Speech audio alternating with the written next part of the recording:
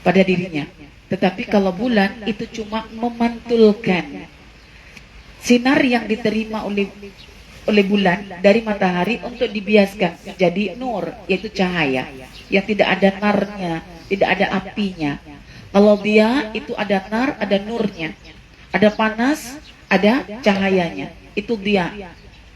Itu sifat pada matahari karena dia adalah energi nuklir pada dirinya sendiri. Tapi karena bulan itu hanya memantulkan, so dia serap cahaya itu saja dan dia pantul kembali. Itu namanya qamara nuran. Dan itu juga namanya syamsa diya'in. Oke. Perasaan tak Nabi SAW itu ketika menjelaskan tentang sabar dan sholat, itu Nabi menggunakan sifat matahari dan juga sifat bulan. Nabi kata, was-sabru diya'un. Sabar itu dia. Was-salatu nurun. Dan sholat itu nur. Jadi sabar itu dia. Orang sabar itu orang yang dirinya sedang menjadi matahari. Dan orang yang salat itu orang yang dirinya sedang menjadi bulan. Betul tak? Makanya orang kalau ahli salat, orang di sekitar itu suka dengan dia karena akhlaknya itu bagus.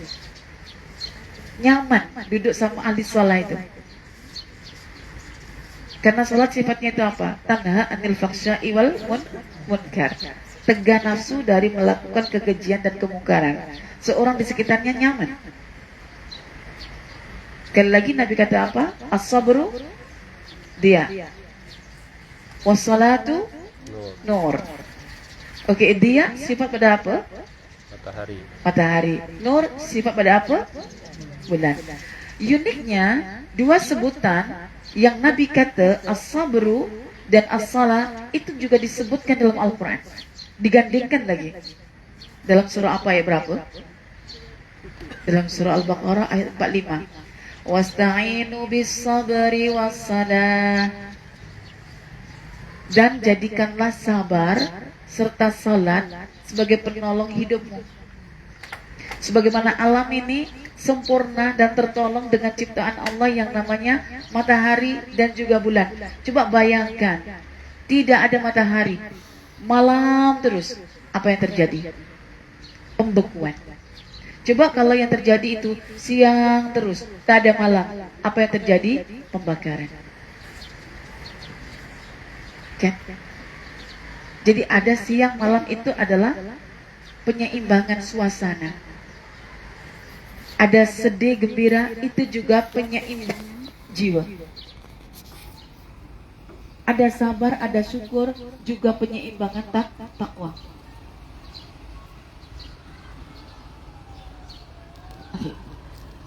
Bila matahari itu sudah terbit, awal terbit matahari bila? Awal matahari terbit adalah waktu fajar. Oke, matahari terbit di awal fajar, cahayanya warnanya apa? Oh, ada merah, ada jingga, ada kuning, ada ini ya. Yang jelas kalau terbit dengan tenggelam sama tak warnanya? Beda. Sekilas nampak sama nah. Tapi kalau terbit itu lebih kepada cahaya warna kuning, orange, kemas-emasan. Kalau udah tenggelam sangat itu warnanya jingga kemerah-merahan. Tapi kalau siang, start duha, siang, apalagi kemuncaknya pada ketika di atas ketinggian matahari itu, bukan di ufuk. Matahari kan terbit dan tenggelam kan di ufuk. Terbit di ufuk timur, tenggelam di ufuk barat. Dan nampak dekat cahayanya dengan kita. Tapi kalau sudah bergerak dan dia tepat di atas kita, nampak tinggi. Dan warnanya kita boleh nampak itu putih kalau udah siang, kalau udah tengah hari. Maknanya ada anjakan ya, dari timur naik terus sampai ke barat dan menutup malam. Tetapi waktu-waktu itu semuanya ditentukan oleh adanya perubahan warna. Dan pada perubahan warna itulah ditetapkan salat. Jadi dalam Quran itu salat tidak disebutkan namanya. Sampai ada orang etis kata dalam Quran tidak ada nama salat. Dari mana sebut salat itu? Yang ada kan waktu. Contoh saya petik ayat Quran dalam surah Hud ayat 114. Wa aqimis salata tarafayin nahar wa zulafan minal lail. Innal hasanat yudhhibna sayyi'at. Dzalika dzikra lil-dzakirin. Dan tegakkanlah salat. Tarafayin nahar. Taraf itu hujung. Hujung dengan hujung itu namanya taraf. Tarafnya siang itu dimulakan daripada subuh, zuhur, asar. Siang itu simbolik sudah terbit matahari. Mulai daripada subuh, zuhur, asar. Diringkas dengan tarafayin nahar. Wa zulafan minal lail, dan 2 malam yang berdekatan. Apakah itu? Maghrib, Isya, dan 5. Tapi disebut dengan menggunakan waktu. Maksudnya apa? Dalam mengawali hari itu adalah sholat. Dalam mengawali hari itu adalah dengan cara sholat. Sholat subuh, dan dalam menutup hari juga dengan sholat. Sholat Isya. Sebelum Isya ada Asya.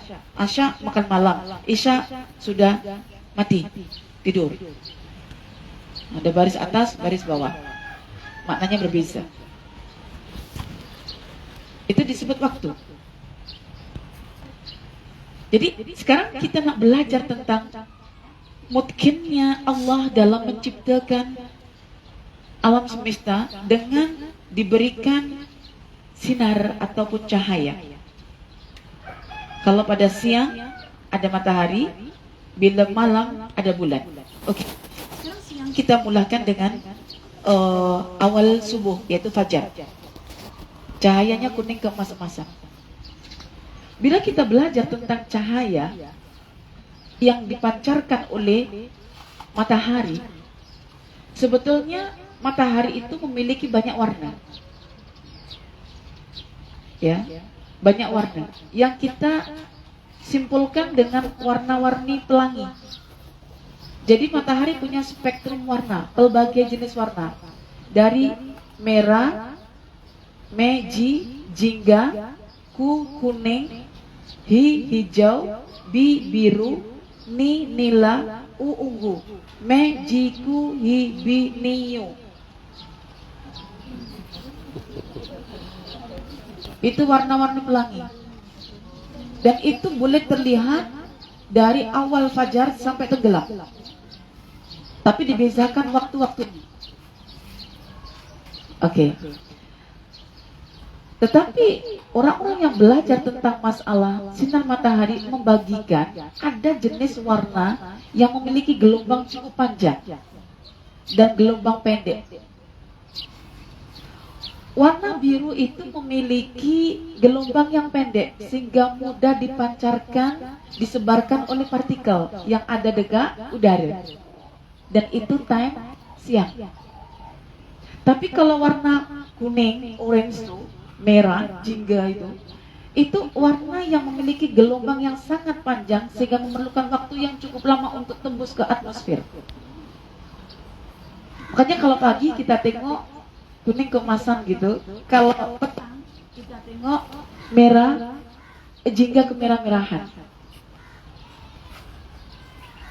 Itu menunjukkan bahwasanya Allah sengaja sudah menetapkan partikel-partikel yang ada di udara atau yang ada di angkasa itu bertugas.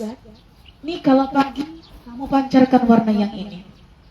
Nih kalau sudah menjelang senja pancarkan warna yang ini. Nih kalau siang pancarkan warna yang itu. Sehingga kita nampak adanya perubahan. Dari situ kita menarik sebuah waktu. Waktu itu tidak kelihatan. Kita tak pernah tengok waktu. Tapi kita hanya tengok perubahan-perubahan. Yang dari perubahan itu kita menentukan, oh udah lepas waktu zuhurnya, oh udah lepas waktu maghribnya, udah lepas waktu subuhnya, udah lepas waktu isyaknya. Karena ada perubahan. Perubahan itu karena ada pergerakan. Di mana matahari tidak hanya bergerak, tetapi bumi, bulan juga ikut bergerak mengelilingi matahari. Sehingga berlaku fenomena siang dan malam, sehingga berlaku juga fenomena perubahan warna-warni yang ada di angkasa. Bila kita tengok pagi hari dengan warna cahaya keemasan itu, sampai dikatakan al-waktu kadzahab, waktu itu bagaikan emas. Kalau orang putih, time is money. Waktu itu adalah uang, maksudnya bekerja atau bekerja. Kalau orang Arab mengatakan al-waktu kasaif, waktu itu bagaikan pedang. Kalau Quran cakap al-waktu lil iman wal amalus salih wan nasiha. Waktu itu adalah untuk beriman, untuk beramal soleh, dan untuk saling menasihati. Sebagaimana waktu itu setelah mengambil usia kita, kita juga kena mengambil manfaat dari waktu itu, supaya kita tidak rugi.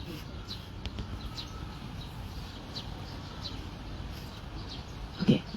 Kemudian ketika misalnya Ustazah merujuk dalam surah yang sama, surah Yunus, tetapi ayatnya ayat yang ke-67, itu Allah kata lebih menjelaskan lagi. Huwallazi ja'alal laila litaskunu fihi wan nahara mubsira inna fi dzalika laayatin liqaumin yasma'un. Dia yang menjadikan malam, tadi malam tuh kita tidur itu malam, supaya litaskunu fihi, kamu boleh tenang di situ. Tenangnya itu apa? Sakinah. Sakinah itu apa? Sakinah itu macam keadaan lembu yang sudah dipotong. Tidur lena.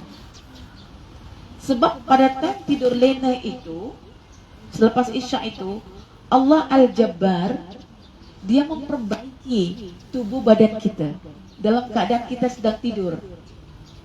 Tuhan tidak tidur, kita disuruh Tuhan tidur. Tuhan yang memperbaiki tubuh badan kita. Perasaan tak perasaan kalau malam kita tidur, sel-sel baru akan dirilis oleh Tuhan melalui sistem pada tubuh badan kita.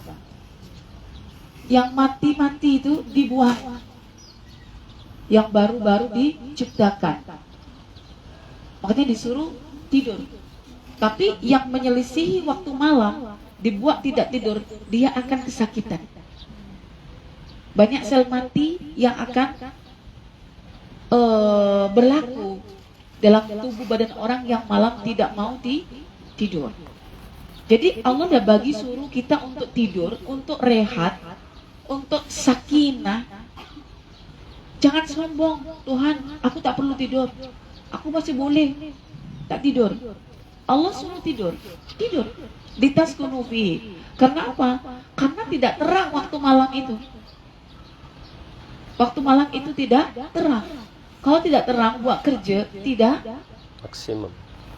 Tidak benar. Tapi Ustazah, ada lampu-lampu malam. Lampu-lampu malam kalau dinyalakan itu jadi pencemaran lingkungan. Jadi pollution. Dan itu sudah dibincangkan dalam jurnal internasional tentang pencemaran atmosfer melalui apa? Cahaya. Sinar di waktu malam yang dinyalakan melalui energi solar yang ditampung, yaitu melalui pelita-pelita yang macam LED dan lain sebagainya itu. Kalau kita gunakan cara yang lama, yang begini itu, yang dipompa itu tak boleh tahan, boleh mati dengan sendirinya, dan itu tidak mencemarkan udara ataupun atmosfer. Makanya kadang-kadang kalau malam tidak terlalu kelihatan galaksi, atau kita katakan dengan Milky Way ya. Tak kelihatan sebab apa? Sudah kena banyak radiasi LED yang dipancarkan oleh manusia di waktu malam. Manusia tak cukup kerja katanya di waktu siang itu.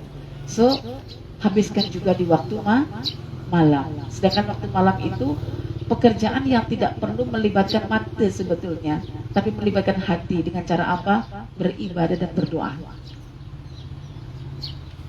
Justru ketika malam sajia, itu kita boleh dengar suara-suara yang jarang orang boleh dengar, kecuali kalau kita sudah aktifkan telinga batin kita, di samping juga mata batin kita, untuk connect dengan suasana di waktu malam. Okay. Kalau siang, wan nahar mubsirah. Kalau siang itu mata kita dibuat oleh Allah boleh melihat dengan adanya sel-sel pada retina mata kita. Ada sel kerucutnya, mana yang sensitif dengan sinar, mana yang tidak. Rupanya ketika siang, retina kita itu lebih mudah untuk menerima warna biru. Makanya nanti kalau siang, semakin terik matahari, warna biru yang dipancarkan. Kalau siang, semakin terik matahari, warna merah dipancarkan. Wah, macam kita terbakar. Dan ketika kita melihat falsafah biru, warna biru, itu sebetulnya berkait rapat tentang dalaman kita. Warna biru itu simbolik warna ketenangan sebetulnya. Makanya kalau kita memandang birunya langit, rasa macam mana? Rasa tenang tak? Nyaman tak? Warna biru itu nyaman. Dan juga simbolik tentang kedalaman. Kalau kita tengok langit biru, simbolik tentang ketinggian dan ketenangan. Tapi kalau kita tengok pada lautan warna biru, itu simbolik pada kedalaman. Maknanya apa? Dengan berpaksi pada warna biru itu kita belajar tentang kedalaman, ketenangan, dan ketinggian. Itu warna biru. Dan kalau Imam Al-Ghazali kata, orang yang sempit dadanya, coba buat aktiviti menyaksikan luasnya langit yang berwarna biru. Hal itu akan mempengaruhi kelapangan dada kita.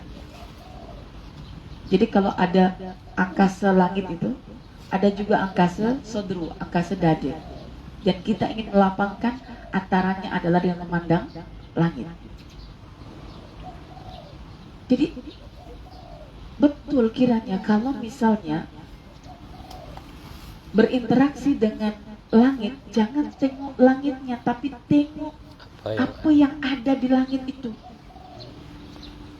Benda tak wujud, tapi dia yang boleh memancarkan warna itu.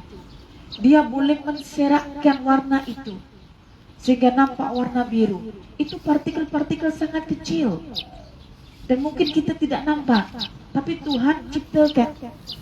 Bayangkan kalau tidak ada partikel dekat udara itu, lalu matahari bersinar, siapa yang memantulkan?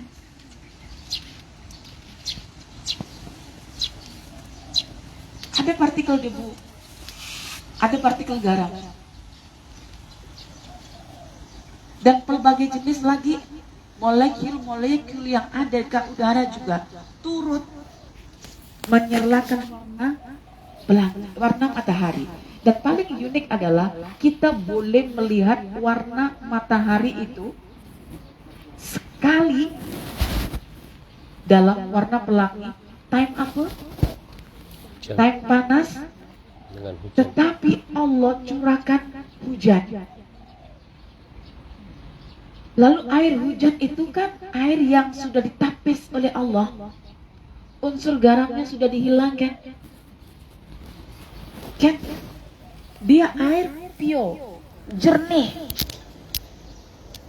Air hujan itulah yang menjadi lensa yang jernih untuk memantulkan hakikat sebenar warna matahari, cahaya matahari. Baru kita akhirnya sadar, matahari tidak seburuk yang kita pandang sebetulnya. tetapi warnanya itu mengandungi spektrum berwarna-warni. Dan bila kita tengok pelangi, kita excited betul. Masa saya datang ke Laki nih, saya kan lalu kan dekat jembatan itu, Sungai Linggi itu.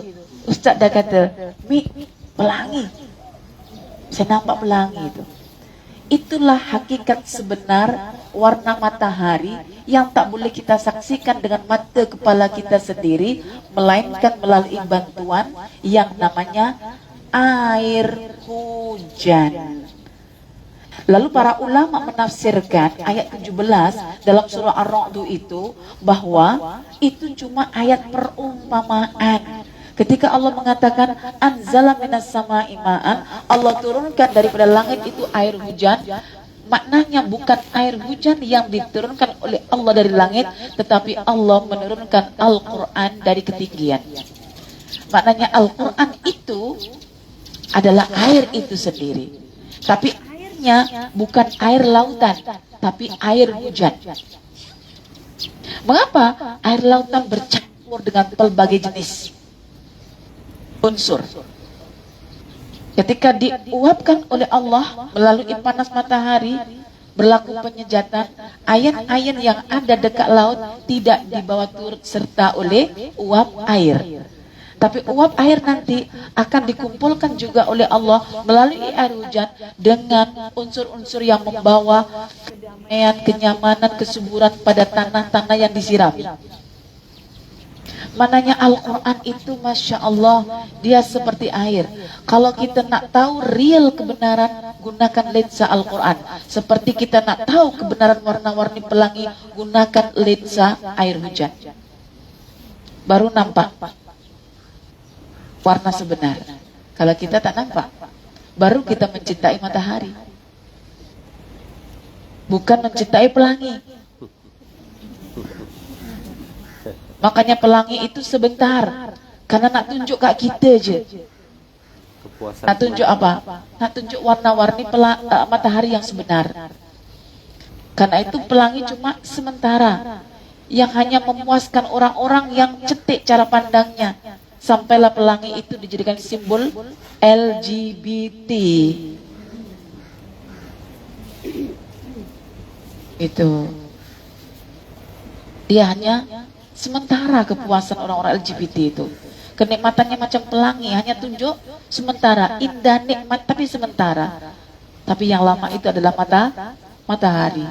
Ingat matahari ketika mana tenggelam itu dia berhenti kerjanya. Tak, dia akan menerangi belahan bumi yang seterusnya. Kita dibagi masa untuk menikmati malam. Negara yang lain menikmati siang. Dan terus begitu. Tak pernah bosan. Tak pernah bosan. Matahari tak pernah bosan. Seperti mana ombak disuruh Tuhan untuk bergelombang, tak pernah bosan, pernah tak berhenti. Laut itu mendeburkan ombaknya, tak bosan air laut itu untuk mendeburkan ombaknya. Angin pun tak pernah bosan untuk hadir dalam bentuk semilirnya. Sampai dibuat kata-kata syahdu, semilirnya angin malam ini. Iya kan? Membuat kita hanyut dalam lamunan. Tapi banyak berkhayal tentang jenis-jenis keindahan, tak mau berpikir tentang fakta. Jadi ketika siang betul-betul terang, matahari betul-betul panas, berlaku penguapan, berlaku penyejatan, dan berlaku kondensasi. Kita akan bertanya, kenapa berlaku kondensasi, Ustazah? Sesuatu kalau sudah sampai pada tahap ketinggian, dia sudah kurang suhu ketinggiannya. Suhu udara semakin rendah, semakin tinggi semakin rendah suhu udara. Sehingga ketika suhu udara rendah, berlaku kesejukan. Bila berlaku kesejukan, itu yang awan boleh tahan di atas. Awan menggumpal.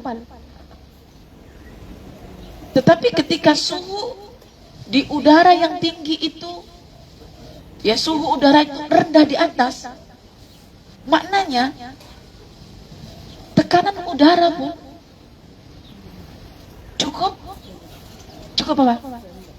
Dia berlawanan. Kalau suhu udara rendah, tekanan udara tinggi. Tapi kalau suhu udaranya itu tinggi, tekanan udara rendah.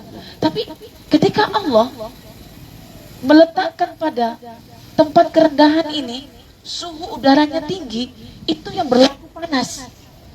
Ketika berlaku panas, itu yang akhirnya benda yang di atas itu boleh ditahan. Macam kenapa ada gaya api dekat lautan? Karena di dasar laut itu ada magma. Ada apa?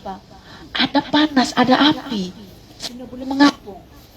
Macam dekat kita sekarang ini, tempat kerendahan, ini udaranya sangat tinggi suhunya, sehingga boleh support namanya awan.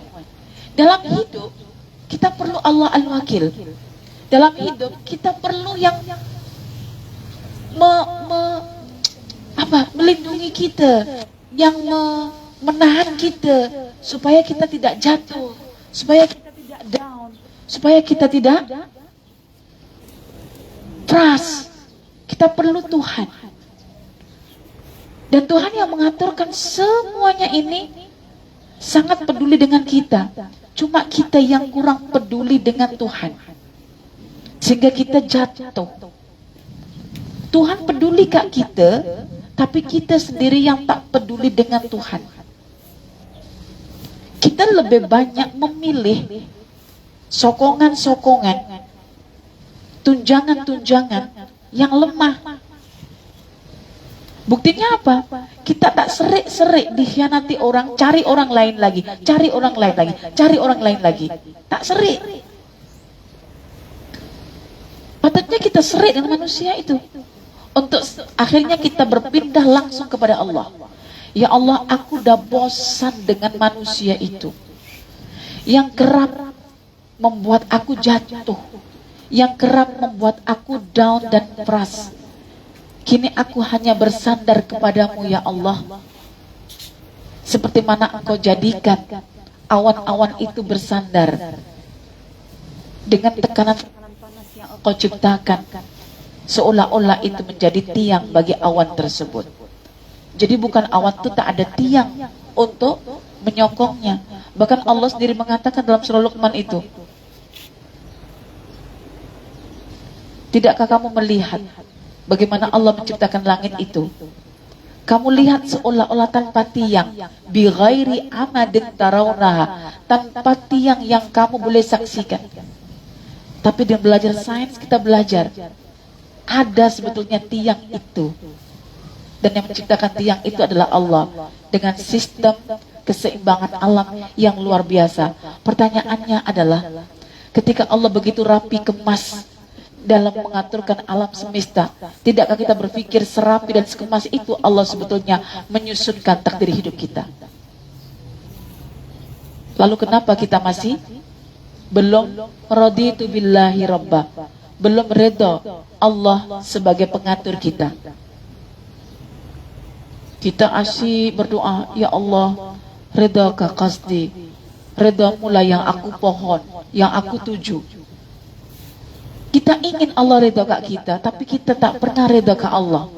Pertanyaannya yang perlu kita ajukan, kenapa kita masih belum redha dengan ketetapan dan aturan Allah ke atas diri kita?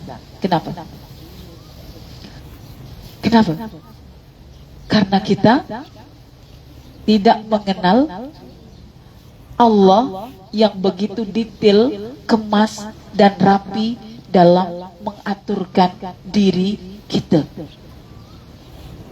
Selepas kita sadar begitu kemas dan rapinya Allah mengaturkan alam semesta, maka kita yakin begitu kemas dan rapinya Allah mengaturkan urusan hidup kita. Itu poinnya. Itulah Allah Al-Alim, itulah Allah Al-Qadir, itulah Allah Al-Hakim, itulah Allah Al-Latif. ujungnya itulah Allah Ar-Rahman Ar-Rahim. Lepas ini tidak ada istilah buruk dalam hidup kita. Yang ada adalah bagaimana kita mengubah cara pandang kita terhadap sesuatu yang nafsu kita tak suka, tapi di sebalik ketidaksukaan nafsu itu kita dapat pelajaran berharga, berubah jadi makrifat, berubah jadi ilmu yang bermanfaat, berubah jadi penghambaan yang lebih dekat kepada Allah. Itu yang kita nak ambil. Jangan bosan untuk bertasbih. Lautan sekarang bertasbih karena nampaknya aku kenapa diperintah Allah begini je. Maka laut mengucapkan subhanallah dalam bentuk riak gelombangnya. Tak pernah bosan. Burung pun tak pernah bosan berkicau. Sungai pun tak pernah bosan bergemercik. Angin pun tak pernah bosan untuk semilir. Bulan pun tak pernah bosan untuk bercahaya. Matahari pun tak pernah bosan untuk bersinar. Semuanya tak pernah bosan. Yang bosan siapa? Kenapa? Karena kita belum mensejajarkan diri kita dengan alam. Jadi hiduplah bersama alam.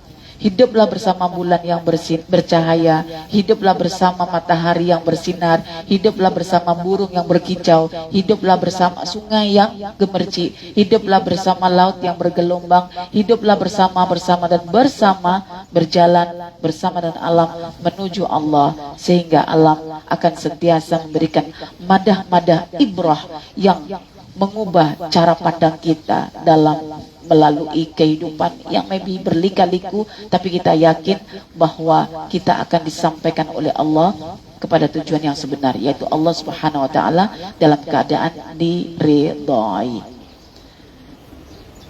Jadi saya buat kesimpulan di sini, sahabat-sahabatku sekalian. Bila kita ingin berinteraksi dengan alam semesta, kita nak kenal Allah melalui alam semesta, buatlah pengkelasan.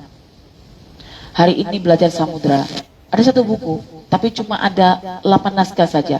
Buku itu ditulis oleh seorang profesor di bidang kelautan. Umurnya sudah 86. Ditulis bersama anaknya, yang anaknya sudah berumur 56. Anaknya bernama Dr. Tauhid. Ayahnya bernama Dr. Sasono, gitu orang Jawa. Tapi bila saya membaca itu, saya terjatuh hati.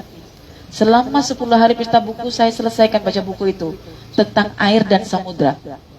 Sebagai bekalan saya nak mengajar di sini nih, di Melaka ini.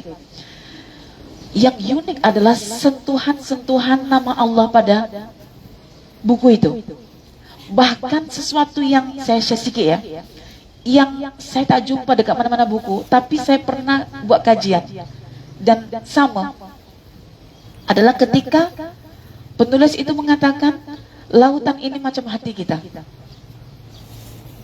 Kalau lautan ini tidak menerima sinar matahari, lautan ini tidak akan indah. Tetapi warni matahari yang merah, orange, kuning itu kan warna yang sentiasa dibuang oleh molekul air ke dasar. Warna biru yang disemburkan ke permukaan. Jadi dekat dasar laut itu, kalau sudah melepasi 1000 meter dan di dasar lagi sampai ke dalam itu, semakin gelap. Dan itu disebutkan dalam surah An-Nur ayat yang ke-40. Ketika dalam kegelapan, di dalam itu semakin deras arusnya, kuat arusnya, dan semakin pekat suasananya. Pekat itu gelap, gelapnya pekat. Dan nampak tak? Bila dasar lautan itu gelap, Allah ciptakan makhluk itu yang mengerikan ke yang indah, yang besar dan mengerikan, bentuk-bentuknya menakutkan. Itu cuma dihidupkan Allah di dasar laut. Penulis itu mengatakan, bayangkan kalau hati kita itu gelap, dia juga akan dihuni oleh makhluk-makhluk yang seram, yang berbahaya, yang menakutkan. Apakah itu? setan. Jadi dengan kecanggihan alat teknologi yang boleh memperlihatkan kepada kita tentang dalamnya air laut dan gelapnya dasar lautan itu, ketika kita membayangkan cahaya matahari tidak sampai ke dalam, itu jadi seram lautan dekat dasar itu. Penghuninya juga seram-seram begitu. Tapi tengok, ketika lautan itu dalam kadar masih boleh menerima warna-warni matahari, cahaya matahari, tersela dalam kebiruannya, yang hidup itu, yang indah-indah, yang cantik-cantik. Bahkan yang dikatakan fitoplankton itu bukan di dasar, tapi di permukaannya. Macam rumput laut, alga. Karena dia yang akan beri makanan kepada semua makhluk yang ada di lautan. Bahkan dia juga yang menyumbang 80 oksigen untuk manusia yang ada dekat bumi. Itu saya rasa Masya Allah, detail betul Allah punya ciptaan dan dijadikan sebagai sebuah analogi. Bayangkanlah orang-orang kafir itu yang tidak mau menerima cahaya Al-Quran. Hidupnya tentu dalam kegelapan. Dan kita ingin dengan Al-Quran kita bergerak minaz zulumati ilan nur, dari kegelapan menuju ke cahaya. Dari kegelapan menuju cahaya. Gelapnya perut ibu kita membuat kita tak tahan 9 bulan. Akhirnya kita keluar juga untuk melihat cahaya. Jadi Allah An-Nur. Jadi banyak sebetulnya nama-nama Allah yang Allah sisipkan, Allah letakkan di lembaran alam semesta ini. Cuma sejauh mana kita boleh membaca alam semesta ini dengan petunjuk ilmu sains serta wahyu yang akan menerangi bacaan tersebut, sehingga wahyu mendekatkan kita dari sains menuju tauhid, dari tauhid menuju psikologi, dari psikologi menuju sosial, dari sosial menuju apa? Menuju Allah. Alhamdulillah. Terima kasih Datin Sri ya, yang sudi menerima kita semua di sini. Tinggal menunggu masanya Kak Mala. Ya, menyediakan tempatnya dekat Kundasang sana untuk kita bersafar ke sana, dan kita tidak bincang lagi tentang laut, tentang gunung. Dan lepas itu tidak ada lagi istilah takut ketika gunung itu beraktiviti. Ya, ada satu tempat dekat Jogja. Pelik, saya pelik masyarakatnya itu. Kan ada Gunung Merapi ya. Itu kalau sudah meletup, mereka akan berhijrah. Kalau sudah habis meletup, dia akan kembali lagi. Karena apa? Bagi mereka Tuhan telah menyediakan kesuburan tanah. Bagi mereka masanya untuk mencocok tanam. Jadi kesuburan itu hadir dengan cara letupan. Subhanallah, semua indah ya. Kalau kita faham. Kalau tak faham, mencela, menyumpah, mencaci, mengeluh. Dan bukan dapat apa pun, dapat sakit je kita. Oke, mulai hari ini kena be optimis, kena pandang sesuatu itu lebih baik, sehingga kita bersangka baik terus tentang Tuhan kita. Tidak ada ciptaan Tuhan, aturan Tuhan yang buruk untuk kita. Yang buruk adalah cara pandang kita. Maka ubahlah cara pandang kita dengan melalui ilmu. Semoga hal ini boleh mendekatkan kita kepada Allah Subhanahu wa taala di usia kita yang sudah masuk siri 4, 5, 6, bahkan 7. Itu saja yang boleh saya sampaikan. Semoga memberi manfaat, dan barang sesiapa yang ada soalan, boleh kita melakukan sesi soal jawab. Ada soalan Kak Ati?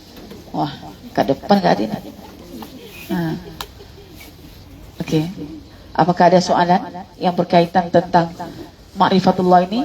Nampak tak mata batin kita connection dengan alam semesta, Quran meneranginya, hati kita turut berpikir ya, jernihnya hati kita karena sudah melalui lika-liku. Mana Kak Uji? Kak Uji hari ini memang diuji oleh Allah. Sabar, tengok saja, relax je anak dia kan. Maknanya punya ibu yang tahu ilmu itu seronok saja. Tinggal syukur je. Dia tak banyak karina. Tak kata, bukan uji. Ustazah, sial juga saya datang sini nih. Tak ada kata-kata sial ke apa. Bagi dia ini cara mentarbiah jiwa. Supaya apa? Menjernihkan hati. Agar boleh menatap ciptaan Allah dengan tatapan yang penuh makna. Ada soalan di sini? Tak ada soalan ke? Macam paham-paham di semuanya?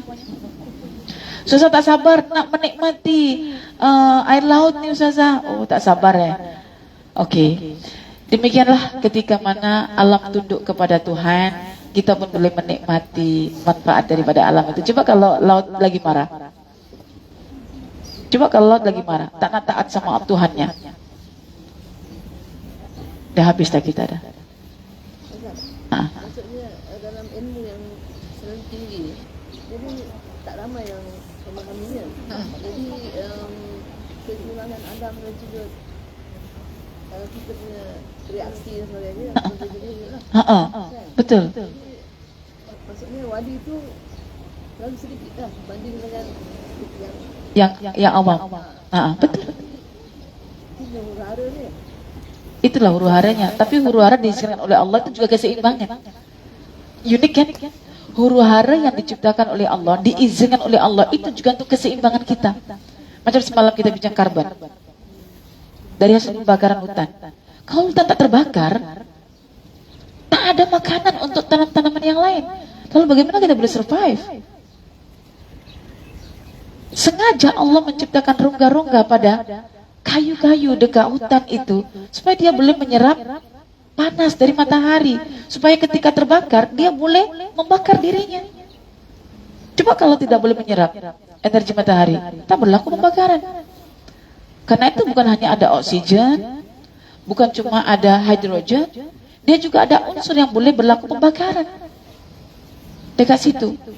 Coba kalau kita tengok dalam surah apa namanya, Yasin, yang kita paling suka surah Yasin itu, bukan hujung-hujung itu.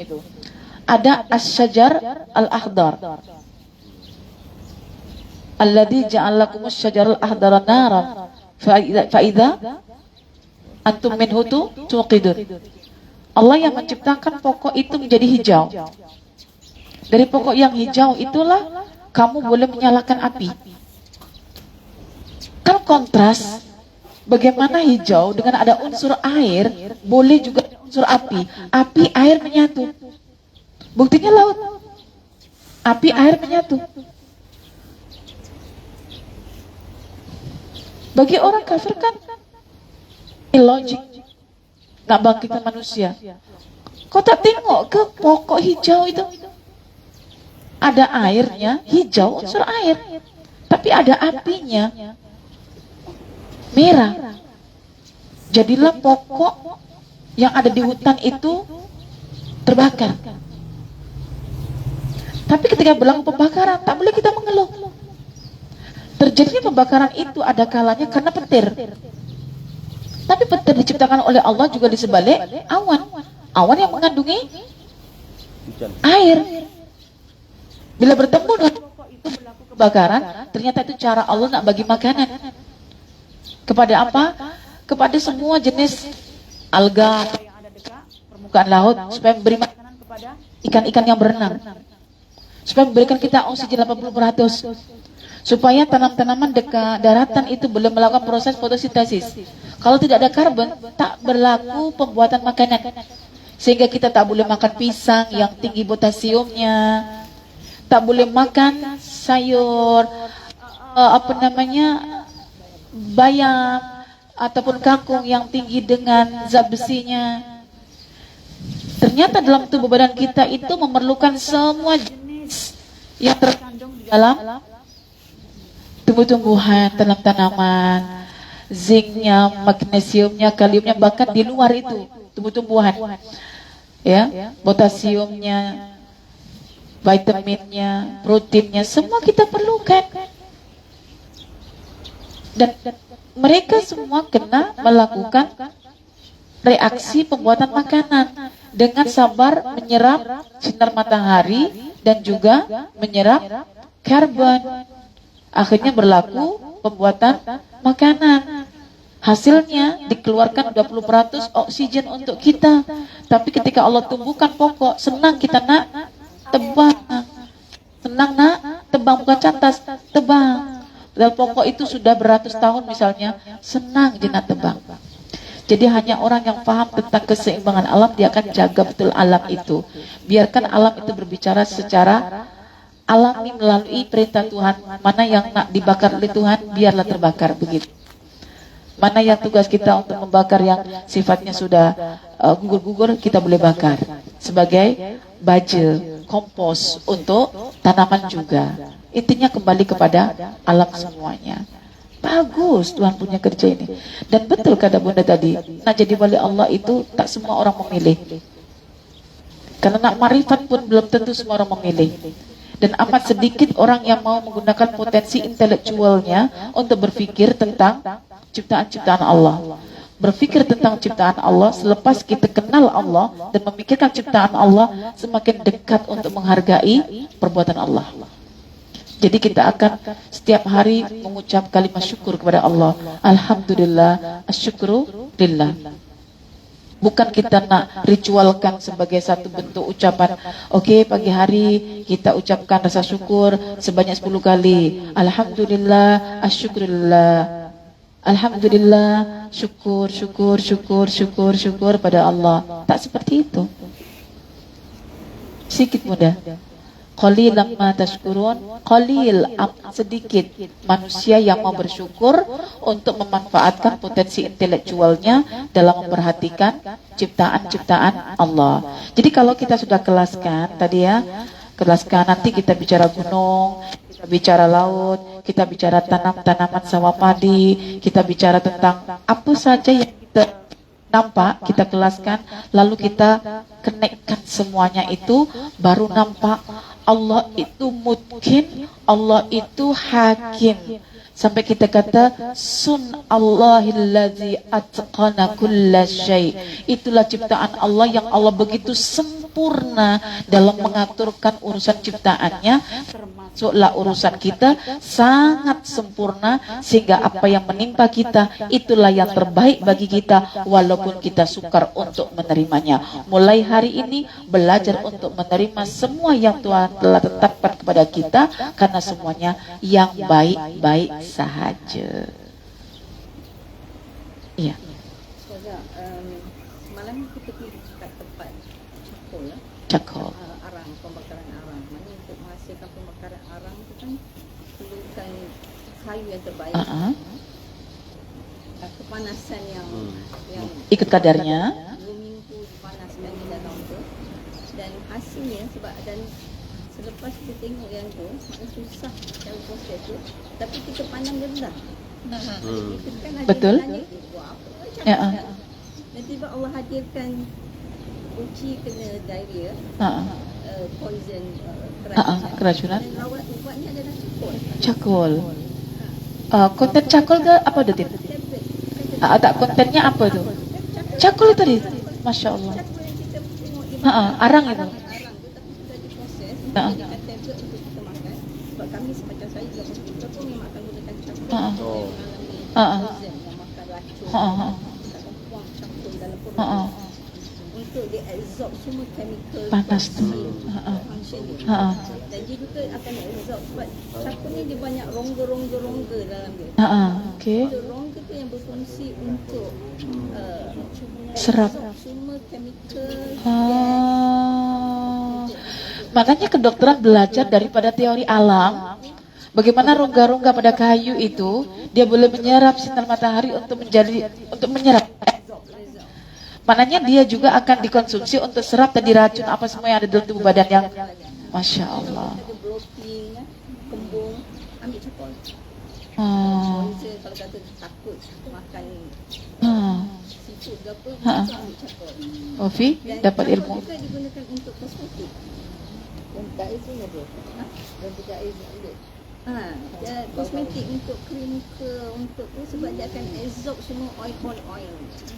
Kita cakap tu bila kita tengok proses Mudah menyerap. cakol tu, bersama ni macam saya tak pernah tengok proses buat cakol kan, tapi tahu kegunaan cakol. Benda tu nampak macam orang tak pandang, benda dia sorok kausan dia. Maknanya Allah nak tunjuk, nak beri kita sesuatu yang baik tu, benda tu sembunyi. Betul. Kita kena cari, kena perhatikan bahawa kita faham. Ya Allah, benda yang tersembunyi itu sebenarnya nilai dia untuk kesihatan badan, untuk kecantikan, untuk bau, untuk ilmu bau. Apakah itu bermakna kayu bakau itu adalah kayu yang kaya dengan, maksudnya rongganya lebih kelihatan berbanding kayu-kayu lain yang mungkin lebih padat begitu, sehingga dijadikan sebagai alternatif untuk buat arang gitu ya. Berserat. Berserat tentu, ada rongga-rongganya. Jadi memang peristiwa semalam yang Allah berikan Kak Uji sebagai sampelnya, Kak Uji. Masya Allah, terima kasih Kak Uji, sabar. yang Allah nak tunjukkan, ini mungkin makrifat yang kamu dapat. Saya pun tidak faham. Kalau mak saya kalau sakit perut itu, memang dari kecil juga kami diberi namanya obat hitam. Tapi namanya tuh, saya tak tahu kan dikasih begitu. Memang, oh, Masya Allah. Bagi juga. Okey, dapat satu maklumat tadi ya. Jadi one of destination lah ni jadinya tu, Cakul tadi tu. Tempat itu nampak macam kalau ada anjing. Nampak macam Tapi semuanya dalam aturan. Maksudnya suhunya pun dipastikan, berapa lamanya untuk dipanaskan pun dipastikan. Itu baru manusia buat. Kita sudah rasakan macam, wah bestnya. Pernah tak kita berpikir bagaimana Allah create matahari dan letakkan suhunya itu?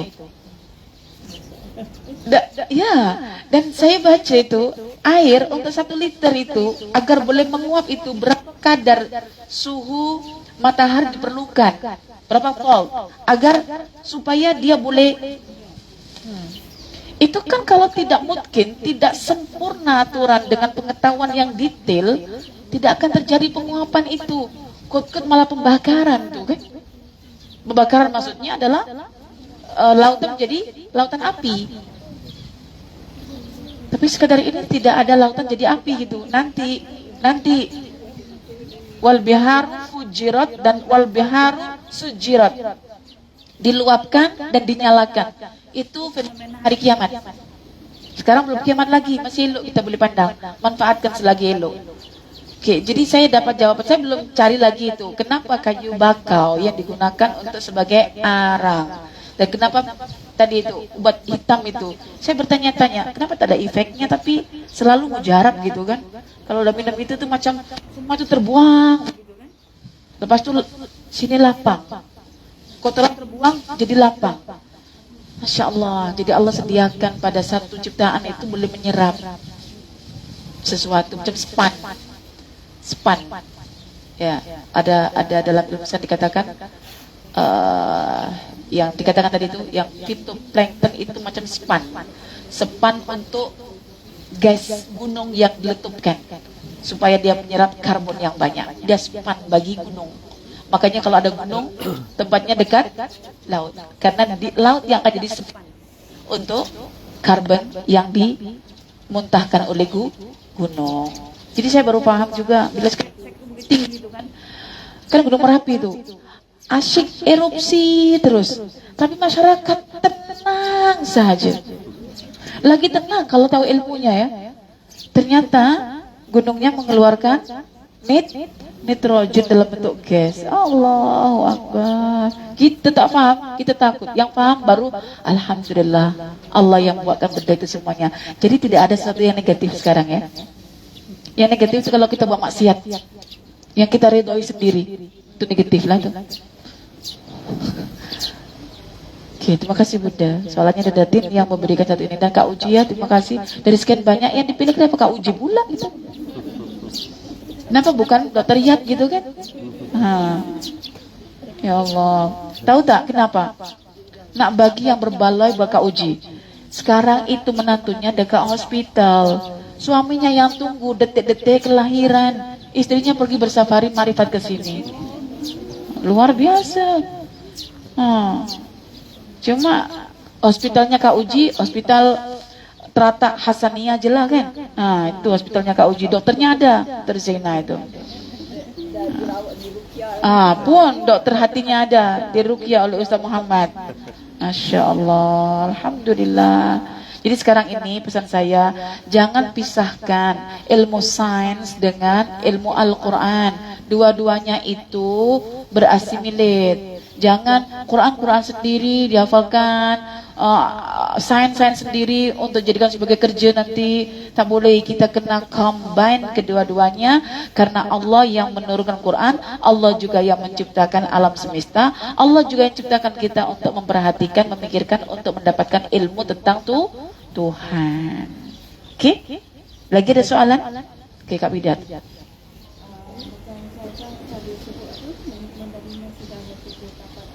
Iya saya. Tapi dalam kehidupan kadang-kadang bila kita saya nak fahamkan maksudnya nak kait dengan Kak Rosmah sebut pasal sejarah kan. Iya. Kat bumi Melaka kat tu kan. Maksudnya mungkinlah orang-orang dulu pejuang-pejuang kita tu dia terimalah ketetapan Allah bahawa Belanda datang. Portugis datang. British datang. Dia terima tapi dia tak redha. Dia maksudnya dia angkat kita Melawan. maksudnya kita kena fight lah. Okey. Saya tanya, mempertahankan bumi dari jajahan itu perintah Allah ke tidak? Perintah Allah. Jadi terima jajah, baru ada perintah untuk mempertahankan diri. Itu bukan tak reda, itu justru reda. Reda dengan aturan Tuhan. Jadi misalnya ada orang khianati kita, jahat ke kita, itu kan Allah hadirkan, izin Allah kan. Kita terima tak? Terima. Apakah menerima terus kita diam je? Kan Quran perintahkan, fa'ahsin kama ahsanallahu ilaik, atau idfa billati hiya ahsan. Kita balas dengan cara kebaikan. Karena dendam yang terbaik itu adalah membalas keburukan dengan kebaikan.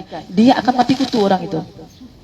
Nah, jadi ketika kita merespon sesuatu, kita reda menerima, kita merespon sesuatu, dan ketika kita respon itu atas petunjuk Allah, itu bukan tak reda, itu justru manifestasi reda. Reda itu bukan kita terima sudah diam begitu. Lautan ketika dipancari sinar matahari, apakah dia diam je? Dia mengeluarkan gelombang. Riaknya kita boleh lihat, deburannya boleh kita rasakan. Jadi sampai Rasulullah mengatakan dalam hadisnya, barang siapa yang mempertahankan hartanya ketika hendak dirampas dan dia mati dalam keadaan mempertahankan, matinya syahid. Bukan berarti reda, curilah, ambil gitu. Ada. Jadi mengambil jalan yang Allah reda sebagai manifestasi kelapangan dada kita menerima kenyataan, itulah reda secara praktikal. Jadi Portugal menjajah, Belanda menjajah, datang British pun menjajah. Mereka menerima untuk diserang. Tetapi dalam Islam ada jihad namanya defensif. Dia pertahankan diri. Itu namanya redha. Karena Allah aturkan, dia guna aturan itu.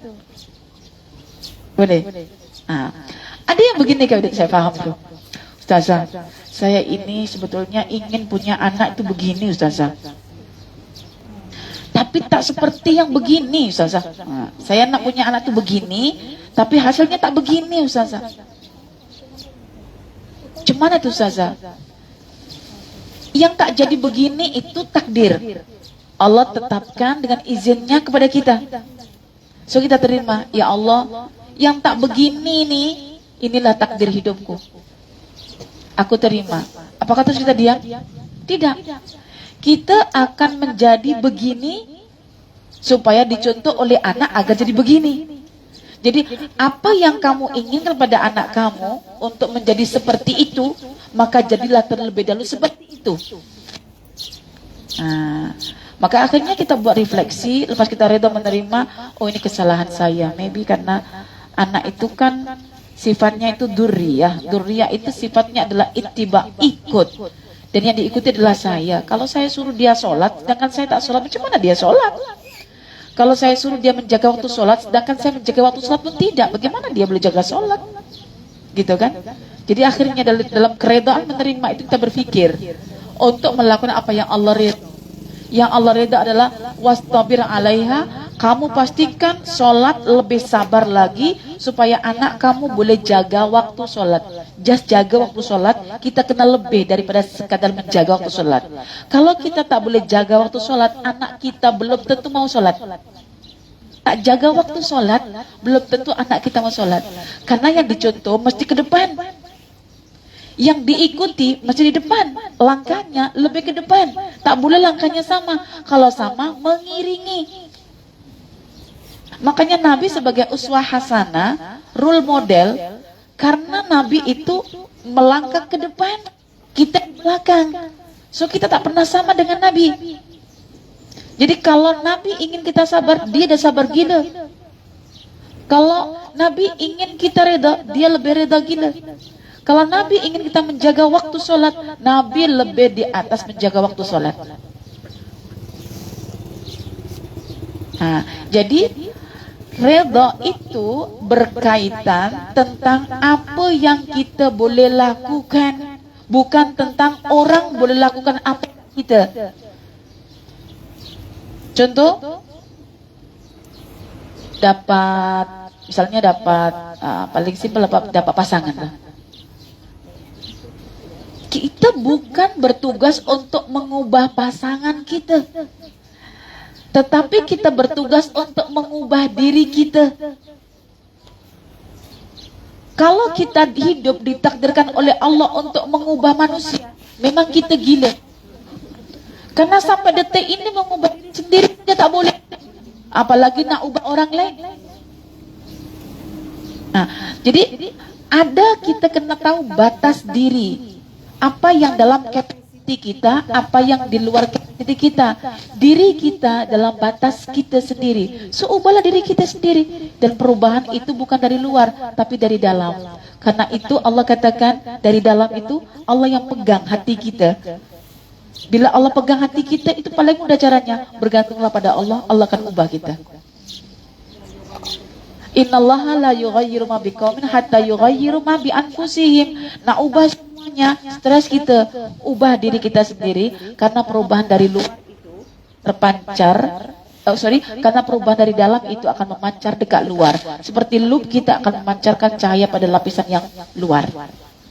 Seperti mana warna dasar kolam yang biru memancarkan seolah-olah air itu turut berwarna biru, sedangkan tak ada warna pun air itu. Jadi perubahan itu dari dalam, itu yang boleh kita lakukan. Itu namanya kita redha.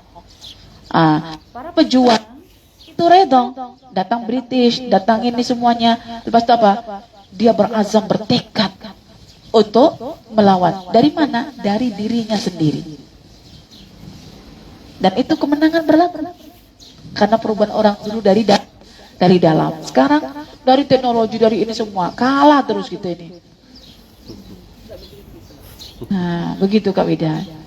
Jadi satu ungkapan saya katakan, hidup itu bukan tentang bagaimana kita mengubah takdir, tapi bagaimana kita mengubah pola pikir.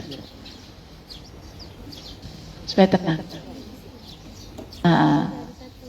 Ada satu soalan lagi? Anak penerangan, kan kita cakap tentang firman alam. Ya. Kan ada panji yang berlaku kat padang. Itu kan atas terusan tantangan manusia. Ini kerap soalan ini. Jadi Allah kata dalam surah Ar-Rum kan, Dhaharal fasadu fil barri wal bahri bima kasabat aydin nas.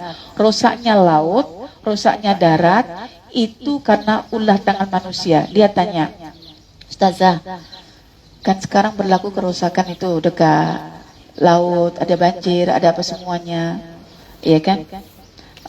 Kan ulah tangan manusia. Itu macam mana dengan keseimbangan itu misalnya? Perasan tak? Air itu tak pernah bertambah. Air itu maintain. Yang berlaku cuma siklus. Air itu maintain karena prosesnya daur ulang. Air itu tak pernah berkurang, tak pernah bertambah.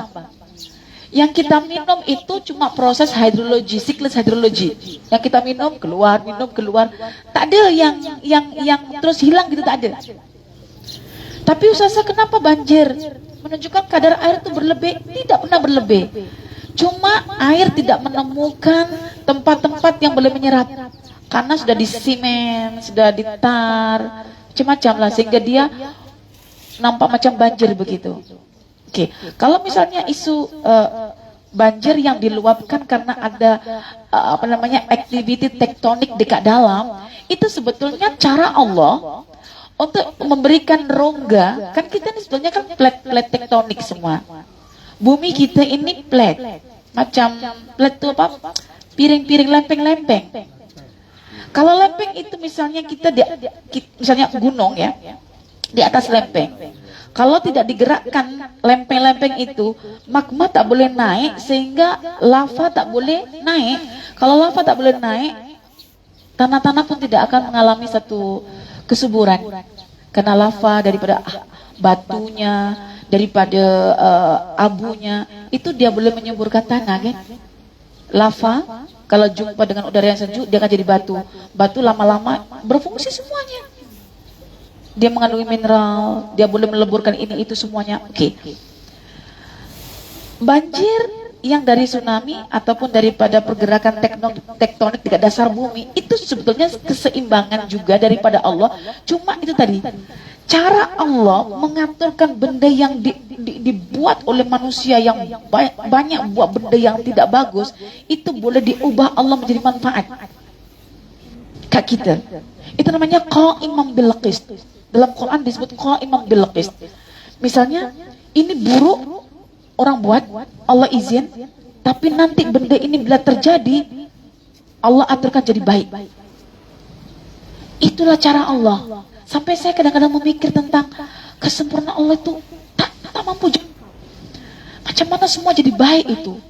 Padahal dikatakan manusia punya kerja jahat, kerjanya kerja merusak, yang akhirnya ada korban bencana. Tapi di sebalik itu Allah jadikan benda itu ada manfaat yang baik untuk kesinambungan bumi tadi. Dan ada pelajaran akhirnya yang dapat dipetik oleh manusia daripada banjir tadi itu. Jadi saya nak katakan banjir bukan bermakna kadar air bertambah. Cuma manusia akhirnya sedar. Bila manusia sedar dan balik kepada Allah, itulah obatnya, itulah kesembuhannya, itulah kebaikannya. Kalau tak diizinkan oleh Allah, dari mana kita tahu benda itu buruk kita lakukan? Kan? Contoh sekarang ini ya. Nak membuat satu bateri untuk kereta Tesla, itu di Indonesia itu perlu menggali tanah itu sampai berapa tan hanya untuk satu bateri. Hanya untuk kita nak tunjuk bagaimana kita drive dengan aura Tesla. Tetapi ketika terjadi erupsi, tanah runtuh, yang kita katakan bahasa Malaysia tanah runtuh atau orang Indonesia longsor, itu mengajarkan juga kepada manusia untuk bertaubat kepada Allah. Bukan Allah yang buat benda macam itu, tapi Allah izinkan untuk mendidik manusia. Jadi pendidikan itu yang kita lupa. Kita cuma tengok kerosakan, tapi manusia kembali kepada Allah. Itulah cara Allah untuk menyedarkan. Anak supaya tidak lagi panjat pokok tinggi-tinggi, dibuat jatuh, sakit kan? Dimasukkan ke tukang urut, ke sangkal putung. Lepas itu apa? Tahu, naik lagi. Tapi sakit dulu. Maunya seperti itu. Jadi pendidikan itu ada dua caranya.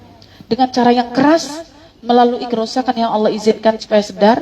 Dengan cara yang lembut, tanpa melalui kerusakan yang Allah izinkan. Tapi manusia selalunya sedar dengan cara pendidikan yang tegas dan keras. Baru sedar. Tepuk, baru sedar. Jadi saya yakin saja, selagi sekarang kita masih hidup, semua seimbang. Bahkan banjir itu sebagai satu bentuk cara Allah mengajar kita. Bagi saya semua alam ini mengajar kita. ya, mengajar kita. Alam akan jujur dalam menyampaikan message kepada kita ketika manusia itu merusaknya. Contohlah tanaman, kalau kita tak siram 3 hari, dia jujur menunjukkan warna kuning daunnya. Orang datang ke rumah kita malu pula, ih saya sibuk tak sempat nak siram begitu.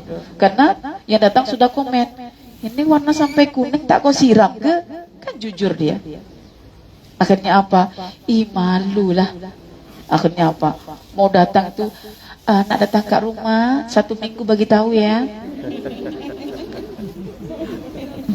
Siap semuanya. Betul tuh. Tak boleh gesa-gesa karena kita nak tutup aib kita kan. Nah, maunya itu apa? Ustazah tengok pokok ini menghijau Ustazah. Padahal apa? Kita bagi masa 1 minggu. Kan? Jujur. Jadi semua itu memang ada kerja-kerja manusia yang tak bagus, tapi Tuhan izin. Bila Tuhan izin, itu juga bagus untuk manusia. Gitulah. Jadi semuanya baik dan bagus. Biadikal khair. Tuh, insyaallah Ustazah. Boleh? Boleh. Oke, rasanya perut sudah memanggil juga ya. Dan pantai juga sudah melambai. Welcome. Jom datang ke saya, nikmati airnya. Oke, saya cukupkan sampai di sini kita punya session. Semoga bermanfaat dan sebagai satu turning point kita untuk lebih advance ke hadapan, mengenal Allah lebih dalam lagi. Semoga Allah menjadikan kita bahagian daripada wali-walinya. Aku qauli hadza wa astaghfirullah li wa lakum. Subhanakallahumma wa bihamdika asyhadu an la ilaha illa anta astaghfiruka wa atubu ilaik. Walhamdulillahirabbil alamin. Wassalamualaikum warahmatullahi wabarakatuh.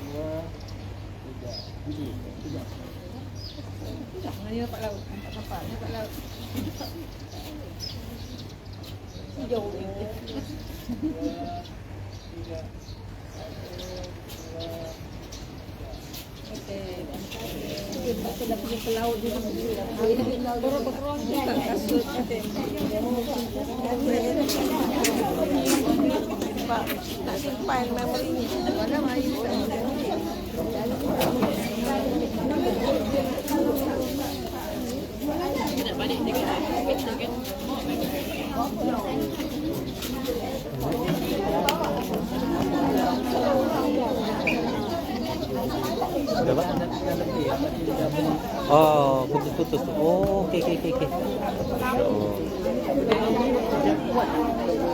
Kuat, cuman dia berpaksi cas juga. Ini saya guna dalam safari biasanya. Ke Lombok, ke Padang, pakai ini aja. Suara itu untuk kapasiti 25 orang, 30 orang.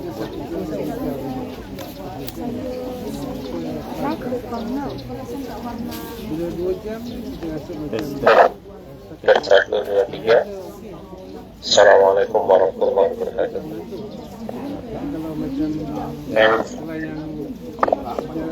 ke tempat yang kita pergi itu kan tempat yang tidak ramai, jadi suara itu.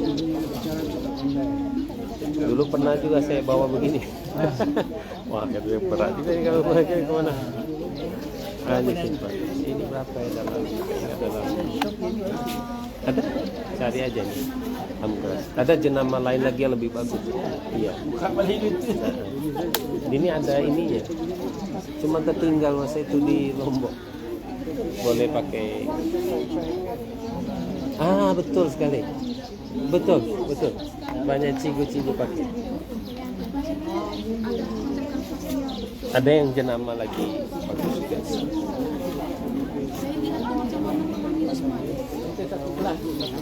Betul.